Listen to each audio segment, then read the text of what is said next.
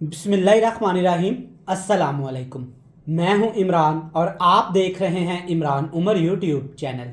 तो मेरे प्यारे व्यूवर्स, प्यारे फैमिली मेंबर्स, तो दोस्तों आज मैं आपके साथ ना शकरकंदी को आसानी के साथ उबाल करने का तरीका बताऊंगा। बगैर पानी के, बगैर मेहनत के, सिर्फ 3 मिनट के अंदर शकरकंदी को तैयार करेंगे। और इसके साथ ना एक ख़ास किस्म की बाज़ार में खट्टी मीठी चटनी तैयार की जाती है, जो बाज़ार वाले ठेले वाले शकरकंदी के ऊपर डाल के इसको सेल करते हैं, जो कि बड़ी ही मज़ेदार खट्टी मीठी और चटपटी होती है। तो आज मैं आपको सिखाऊंगा कि आप आसानी के साथ सिर्फ 3 मिनट में शकरकंदी को कैसे उबाल सकते हैं और इसके साथ खट्टी मीठी चटनी को कैसे तैयार कर सकते हैं।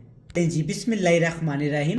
शकरकंदियाँ बनाना शुरू करते हैं। तो शकरकंदियाँ बनाने के लिए यहाँ पे मैंने ली हैं 5 किलो शकरकंदियाँ। और शकरकंदियाँ आपको नज़र आ रही होंगी कि आपने इस साइज़ की शकरकंदियाँ लेनी हैं, ना ज़्यादा बड़ी और ना ज़्यादा छोटी। शकरकंदी को सबसे पहले आपने अच्छे तरीके से साफ़ करना है। इसके ऊपर बहुत ज़्यादा मिट्टी होती है, क्योंकि शकरकंदी मिट्टी के अंदर पैदा होती है, तो सारी काम इसका मिट्टी के अंदर ही होता है। तो सबसे पहले आपने क्या करना है, जब आप मंडी से, बाज़ार से शकरकंदियाँ लेके आएँ तो आपने शकरकंदी को अच्छे तरीके से पहले धोना है, वॉश करना है। उसके बाद आपने इसको इस तरह ड्राई करके रख लेना है। ये वाला हिस्सा और ये वाला हिस्सा आपने रिमूव कर देना है, निकाल देना है, क्योंकि इसके ऊपर काफ़ी ज़्यादा मिट्टी होती है, धूल होती है। शकरकंदियाँ स्वीट पोटैटो बड़ी मज़े की बनती हैं, बच्चे बड़े सभी इसको शौक से खाते हैं। लेकिन सबसे बड़ा और हेल्थी प्रोसेस इसका ये होता है कि इसको उबालना बहुत मुश्किल लगता है। तो आज मैं आपको सिखाऊंगा कि आप किस तरह आसानी के साथ सिर्फ 3 से 4 मिनट में बिना मेहनत किए इसको उबाल सकते हैं। इसके साथ बाज़ार में जो खट्टी मीठी चटनी बनती है ना, आज वो भी आपको घर में बनाना सिखाऊंगा। इंशाल्लाह ताला आपको बहुत पसंद आएगी। तो चलिए जी, इस तरह से आपने इसके दोनों हिस्से रिमूव कर लेने हैं। अगर इसके ऊपर फिर भी मिट्टी वगैरह है तो आपने अच्छे तरीके से उसको साफ कर लेना है। इस शकरकंदियाँ उबालना शुरू करते हैं। तो एक प्रेशर कुकर लेंगे, इसमें डालेंगे सिर्फ 1 गिलास यहाँ पे पानी। इतना पानी काफ़ी होगा, आप इससे भी कम पानी का इस्तेमाल कर सकते हैं। इसके बाद ये वाली स्टीमर प्लेट आपके पास होगी, अगर नहीं है तो आप ये लेके रख लें, ये आपकी बड़े काम आएगी।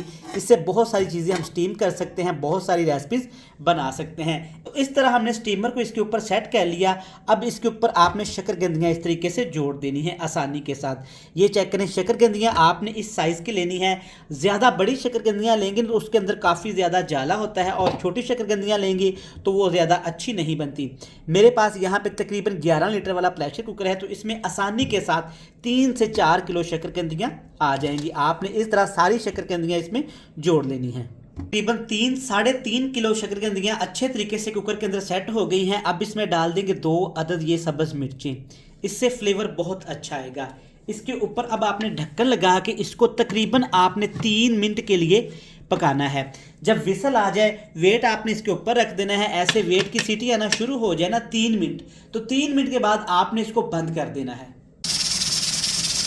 तो यहाँ पे हमने शकरकंदियों को प्रेशर कुकर के अंदर तकरीबन पकाया है 3 मिनट के लिए। तो एक दफ़ा चेक कर लेते हैं। अल्हम्दुलिल्लाह एहतियात के साथ बहुत ज़्यादा प्रेशर कुकर में स्टीम है और ये काफ़ी गर्म होती है, तो आपने एहतियात से इसका ढक्कन खोलना है और एक छुरी की मदद से आपने चेक कर लेना है। आप देख सकते हैं माशाल्लाह शकरकंदियाँ मक्खन मलाई की तरह बिल्कुल नरम और मुलायम हो चुकी हैं। कोई ज़्यादा मेहनत नहीं करना पड़ी। अगर आप प्रेशर कुकर में नहीं बनाना चाहते तो सेम प्रोसेस से आपने क्या करना है, जो हमारी ये स्टीमर जाली है ना, आपने किसी बर्तन में रख लेनी है, बड़े से देचके में रख लेनी है, और ऊपर आपने ढक्कन लगा के उसको आपने पकाना है 5 मिनट के लिए। तो चलिए जी, इसको प्रेशर कुकर के अंदर ही रहने देते हैं और एक मज़ेदार सी खट्टी मीठी इमली की चटनी तैयार कर लेते हैं। इमली की खट्टी मीठी चटनी बनाने के लिए आधा कप मैंने इमली को तकरीबन आधा घंटा पहले 1 कप पानी में भिगो के रख दिया था। यहाँ पे हमें चाहिए इमली का पल्प। तो आप देख सकते हैं आधे घंटे के अंदर अच्छे तरीके से पल्प यहाँ पे इमली का निकल आया है। अब आपने हाथ की मदद से, चम्मच की मदद से इस तरीके से अच्छी तरह से गुठलियों को प्रेस करना है ताकि सारा पल्प हमें मिल जाए। तो चलें जी, चटनी बनाना भी शुरू करते हैं। एक पैन लेंगे, पैन के अंदर ये पल्प डालेंगे इमली का, जिसको हमने इमली से लिया था।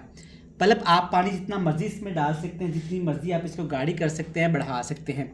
हाई फ्लेम करके आपने पल्प को तकरीबन 2 मिनट के लिए पकाना है, ताकि जो कच्चा पानी हमने इसमें इस्तेमाल किया है ना, वो अच्छे तरीके से पक जाए। 2 मिनट पकाने के बाद अब इसमें डालेंगे 1 खाने का चम्मच भर के चीनी। चीनी की जगह पे आप गुड़ भी डाल सकते हैं और शक्कर भी डाल सकते हैं। चीनी, गुड़, शक्कर डालने से टेस्ट खट्टा मीठा सा हो जाएगा, जो कि बहुत ही मज़े का हो जाएगा।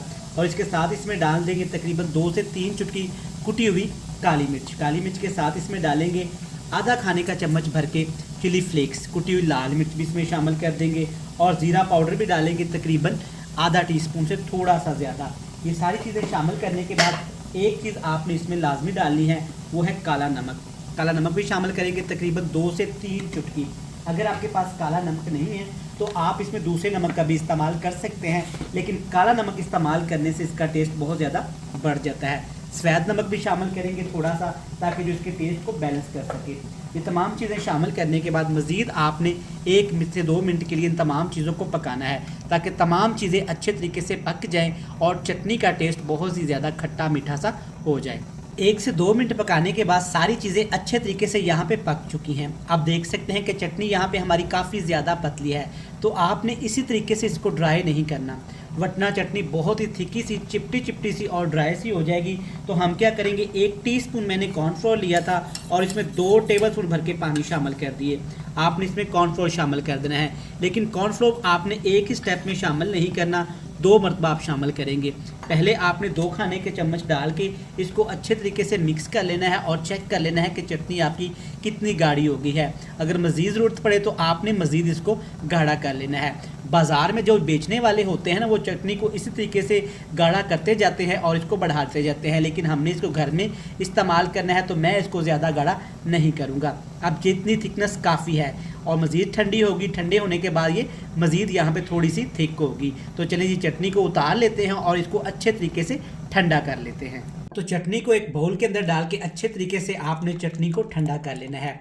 चटनी की थिकनेस आप देख सकते हैं इतनी ज़्यादा नहीं है, लेकिन जब ये ठंडी होगी ना, जितनी चटनी हमें चाहिए सेम उसी चटनी में शक्ल आ जाएगी इसकी। तो यहाँ पे शकरकंदियाँ भी एक अलहदा खुले से बर्तन में ट्रांसफ़र कर लेंगे ताकि इनका कुकिंग प्रोसेस रुक जाए। आप देख सकते हैं अभी तक शकरकंदियों के अंदर से भाप निकल रही है, तो चेक करें छिलका इसका आसानी के साथ उतर जाएगा, बिल्कुल मक्खन की तरह नरम मुलायम हो चुका है। ये तरीका सबसे आसान है, इस तरीके से बनाइएगा, इंशाल्लाह ये आपको बहुत पसंद आएंगी। छिलका चेक करें, बिल्कुल मक्खन मलाई की तरह आसानी के साथ यहाँ पे उतरना शुरू हो गया।